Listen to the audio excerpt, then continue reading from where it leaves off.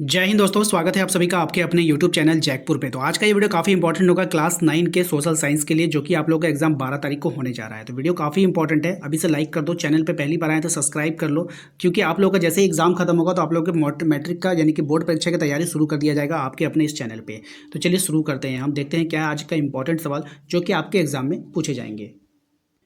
सबसे पहला सवाल देखिए, फ्रांस की मुद्रा की इकाई लिब्रे को किस वर्ष समाप्त कर दिया गया। बहुत ही अच्छा सवाल है। तो इसको जो समाप्त किया गया था 1794 में, यानी कि ऑप्शन नंबर 4 इसका यहाँ पे राइट आंसर हो जाएगा।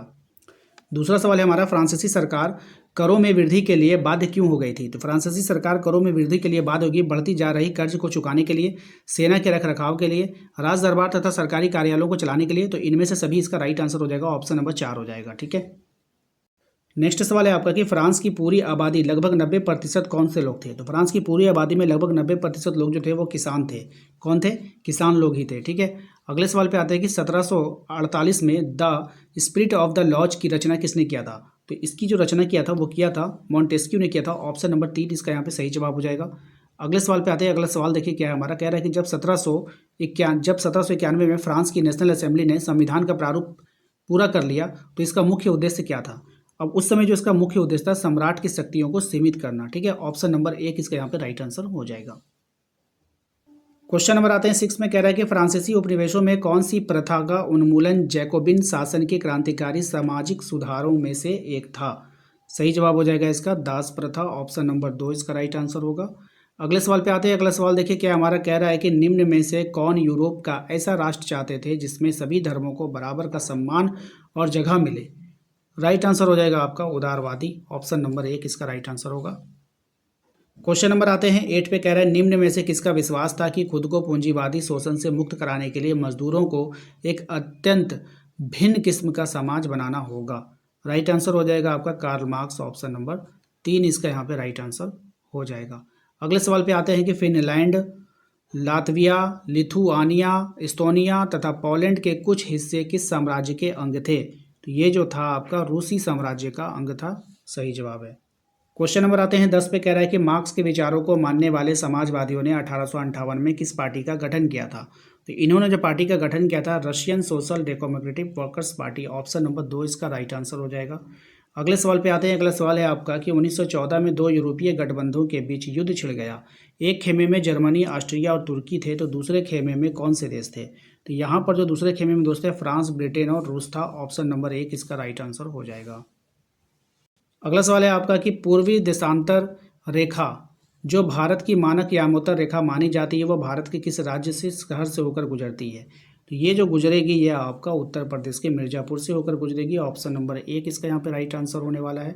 अगले सवाल पे आते हैं कि पश्चिम में यूरोपीय देशों की एक पूर्वी एशियाई देशों को कौन सा सागर मिलाती है। तो ये जो सागर मिलाती है वो है आपका हिंद महासागर। ऑप्शन नंबर 3 इसका यहाँ पे राइट आंसर हो जाएगा।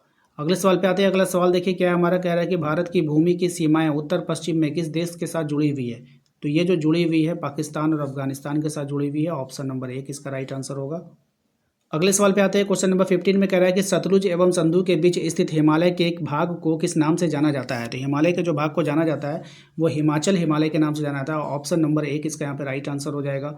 अगले सवाल पे आते हैं कि पटकाई, नागा, मिजो तथा मणिपुर निम्न में से किनके नाम हैं। तो ये जो नाम है ये हो जाएगा आपका पहाड़ियों के नाम है। ऑप्शन नंबर 4 हो जाएगा। अगले सवाल पे आते हैं कि भारत का उत्तरी मैदान जो जलोढ़ मृदा से बनी है उसका निर्माण किन नदियों से के द्वारा हुआ है। तो उनका निर्माण जो हुआ है वो सिंधु, गंगा और ब्रह्मपुत्र के द्वारा हुआ है। ऑप्शन नंबर 3 हो जाएगा। क्वेश्चन नंबर आते हैं 18 पे, कह रहा है कि निम्न में किन कारणों से भारत का उत्तरी मैदान कृषि की दृष्टि से सर्वाधिक उत्पादक क्षेत्र माना जाता है। तो किन कारणों से माना जाएगा। समृद्ध मृदा आवरण है, प्रचुर पानी की उपलब्धता है, अनुकूल जलवायु है। तो इनमें से सभी हो जाएगा। इसका राइट आंसर ऑप्शन नंबर 4 हो जाएगा। मानसरोवर झील किस देश में स्थित है आपको बताना है। ये जो मानसरोवर झील है ये आपका तिब्बत में है। कहाँ पे है? तिब्बत में है, याद रखिएगा। अगले सवाल पे आते हैं। कह रहा है कि सतलुज, ब्यास, रावी, चेनाब तथा झेलम आपस में मिलकर पाकिस्तान में मिठानकोट के पास किस नदी में मिल जाती है। तो ये जो मिल जाती है सिंधु नदी में मिल जाती है। ऑप्शन नंबर 2 इसका राइट आंसर हो जाएगा। कश्मीर घाटी का एक प्रसिद्ध झील का नाम आपको बताना है। तो कश्मीर घाटी का एक प्रसिद्ध झील होता है डल झील, जो कि सर्दियों में जम जाती है। अगले सवाल पे आते हैं कि झीलों के निर्माण से क्या लाभ मिलता है। तो झीलों के निर्माण से क्या होगा। जल विद्युत उत्पादन करने में सहायक होती है, आसपास के क्षेत्रों की जलवायु सामान्य बनाती है, प्राकृतिक सुंदरता व पर्यटन को बढ़ाती है। तो ऑप्शन 4 इनमें से सभी हो जाएगा। ठीक है, क्वेश्चन नंबर आता है 23 में। देखिए कहा गया है कि निम्न में से शासन का एक ऐसा रूप कौन सा है जिसमें शासकों का चुनाव लोग करते हैं। तो ऐसी शासन व्यवस्था को हम लोग क्या बोलते हैं? लोकतंत्र बोलते हैं। ठीक है, ऑप्शन नंबर ए। कह रहा है कि आपसे वर्ष 2002 में पाकिस्तान के किस राष्ट्रपति के द्वारा लीगल फ्रेमवर्क ऑर्डर के जरिए वहां के संविधान को बदल दिया गया था? तो परवेज मुशर्रफ के द्वारा। ऑप्शन नंबर 3 हो जाएगा। अगले सवाल पे आता है कि लोकतंत्र के विपक्ष में दिया गया तर्क निम्न में से कौन है? यानी कि कौन सा एक तर्क है जो लोकतंत्र के विपक्ष में दिया गया? तो ये अनुत्तरदायी शासन पाया जाता है। ये गलत बात है, उत्तरदायी शासन पाया जाता है, इसलिए ऑप्शन नंबर 2 इसका राइट आंसर हो जाएगा। ठीक है भाई, अगले सवाल पे आते हैं। अगला सवाल देखिए, कह रहा है हमारा कि लोकतंत्र में किसी समस्या के समाधान में किसकी भूमिका अधिक महत्वपूर्ण होती है? तो सही जवाब हो जाएगा आपका विपक्षी दल, मीडिया, सत्तारूढ़। तो इनमें से सभी इसका राइट आंसर होगा। क्वेश्चन नंबर आएंगे 27 में। कह रहा है कि आज की दुनिया में लोकतांत्रिक शासन व्यवस्था का सबसे आम रूप क्या है? तो ये हो जाएगा आपका सही जवाब, लोगों के द्वारा चुने गए प्रतिनिधियों के माध्यम से शासन चलाना। ऑप्शन नंबर 1 इसका यहाँ पे राइट आंसर होने वाला है। क्वेश्चन नंबर आता है 28। नेल्सन मंडेला को दक्षिण अफ्रीका का सबसे भयावह जेल में 28 वर्षों तक रहना पड़ा। वह जेल किस द्वीप में था? वह जेल जो था वो रोबेन द्वीप पे था। ठीक है, ऑप्शन नंबर 4 इसका राइट आंसर होगा। क्वेश्चन नंबर आता है 29 में। कह रहा है कि दक्षिण अफ्रीका के रंगभेद के खिलाफ जब जनता के संघर्ष और विरोध बढ़ने लगा तो वहाँ की सरकार ने अपनी नीतियों में क्या बदलाव शुरू किया?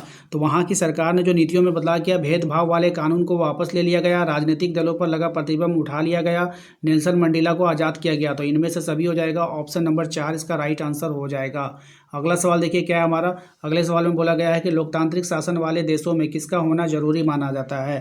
तो किसका होना जरूरी माना जाएगा? संविधान का होना जरूरी माना जाता है। क्वेश्चन नंबर आता है 31 में। देखिए कहा जा रहा है कि भारत देश ने किस आधार पर हुए बंटवारे की विभीषिका झेली है? तो धर्म के आधार पर बंटवारा की विभीषिका को झेली है। ठीक है, संविधान का प्रमुख रूप से क्या काम करता है? जो संविधान है प्रमुख रूप से कौन सा काम करेगा, तो ये आपको बतानी है। तो ये करता है आपका लोगों के बीच जरूरी भरोसा और सहायक विकसित करता है, सरकार के अधिकारों की सीमा तय करता है, समाज के गठन के लिए लोगों की आकांक्षाओं को व्यक्त करता है। तो इनमें से सभी हो जाएगा। ऑप्शन नंबर 4 हो जाएगा। क्वेश्चन नंबर आता है 33 में। देखिए कह रहा है पालमपुर के निकटतम बड़े गांव का क्या नाम है? तो पालमपुर के निकटतम बड़े गांव का जो नाम हो जाएगा वो हो जाएगा रायगंज। ठीक है, अच्छा सवाल है। भूमि मापने की मानक इकाई क्या है? तो भूमि मापने की जो मानक इकाई होगा वो हो जाएगा आपका हेक्टेयर। क्या हो जाएगा? हेक्टेयर। ऑप्शन नंबर 3 हो जाएगा। अगले सवाल पे आता है, कह रहा है कि भारत के गाँव में उत्पादन की प्रमुख गतिविधियाँ क्या है? सही जवाब हो जाएगा आपका ऑप्शन नंबर 1 खेती हो जाएगा। ठीक है, क्वेश्चन नंबर आता है 36 में। लघु विनिर्माण, परिवहन, दुकानदारी, डेयरी किस प्रकार की सेवाएं हैं या क्रियाएं हैं आपको बतानी है? तो ये जो क्रियाएं हैं ये आपका गैर कृषि क्रियाएं हैं। ऑप्शन नंबर 1 हो जाएगा। अगले सवाल पे आते हैं कि आर्थिक विकास की दृष्टि से कौन सर्वाधिक महत्वपूर्ण है? तो ये जो यहाँ पे सर्वाधिक महत्वपूर्ण होगा मानवीय पूंजी। ऑप्शन नंबर 2 इसका यहाँ पे राइट आंसर होने वाला है। नेक्स्ट सवाल है आपका कि निम्न में से कौन कारक जनसंख्या की गुणवत्ता को बढ़ाता है? तो कौन सा कारक है जो जनसंख्या की गुणवत्ता को बढ़ाएगा? साक्षरता दर, लोगों की स्वास्थ्य स्थिति, कौशल निर्माण। तो इनमें से सभी हो जाएगा इसका राइट आंसर।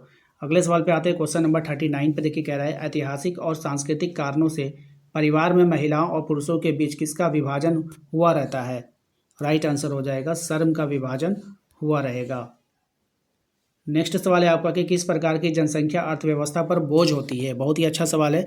तो निरक्षर और अस्वस्थ जनसंख्या जो है तो अर्थव्यवस्था पर बोझ होती है। ऑप्शन नंबर 1 इसका राइट आंसर हो जाएगा। आशा करते हैं आप लोगों को आज का ये वीडियो पसंद आएगा। वीडियो अच्छा लगा तो लाइक कर दीजिएगा, चैनल पे पहली बार आए सब्सक्राइब कर लीजिए, कमेंट बॉक्स में आप अपना नाम, अपने शहर का नाम जरूर टाइप करें। व्हाट्सएप ग्रुप का लिंक हमने डिस्क्रिप्शन में डाल दिया, वहाँ से जाकर ज्वाइन कर लीजिएगा। स्क्रीन पर आपको इसका पहले जितने भी वीडियोज़ बने हैं वो भी दिख रहा होगा, उस पर क्लिक करके आप देख सकते हैं। मिलते हैं नेक्स्ट अगले वीडियो में। Thank you.